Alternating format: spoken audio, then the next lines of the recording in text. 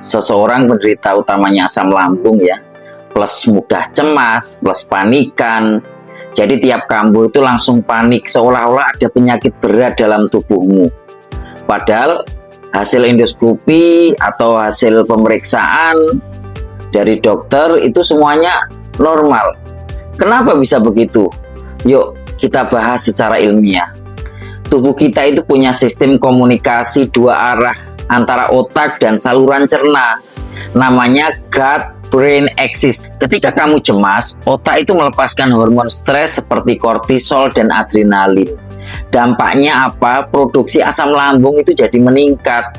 Gerakan otot lambung itu jadi tidak teratur dan muncul gejala seperti perih, sesak, atau panas di dada. Sebaliknya saat lambung itu terasa sakit, sinyal itu dikirim balik ke otak, memicu rasa takut dan panik. Akhirnya terbentuk lingkaran setan. Cemas, kemudian asam naik, kemudian jadi panik, kemudian setelah panik asam makin naik lagi, kemudian makin cemas lagi. Seperti itu polanya. Pada saat bersamaan, bagian otak yang bernama amigdala itu jadi terlalu sensitif. Tugasnya itu mendeteksi bahaya. Tapi pada saat orang dengan anxiety, amigdala itu sering salah alarm. Sensasi kecil di tubuh itu seperti kembung atau jantung berdebar langsung dianggap sebagai tanda penyakit berat. Itulah sebabnya banyak orang itu merasa harus diperiksa lagi dan lagi. Meski hasilnya itu hasil medis ya itu tetap normal. Masalahnya bukan cuma di lambung, tapi juga di cara otak itu menafsirkan sensasi tubuh.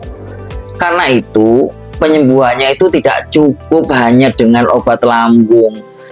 Perlu juga itu menenangkan sistem saraf melalui terapi pikiran, latihan nafas, mindfulness, dan perbaikan gaya hidup. Jadi sobat sehat, orang yang mengalami asam lambung plus anxiety itu bukan tidak bisa sembuh, tapi harus sembuh dari dua arah. Otaknya harus ditenangkan dan lambungnya itu harus disembuhkan. Kalau dua-duanya itu berjalan seimbang, tubuh itu akan kembali menemukan ritmenya kembali. Yuk kita diskusi dalam kolom komentar.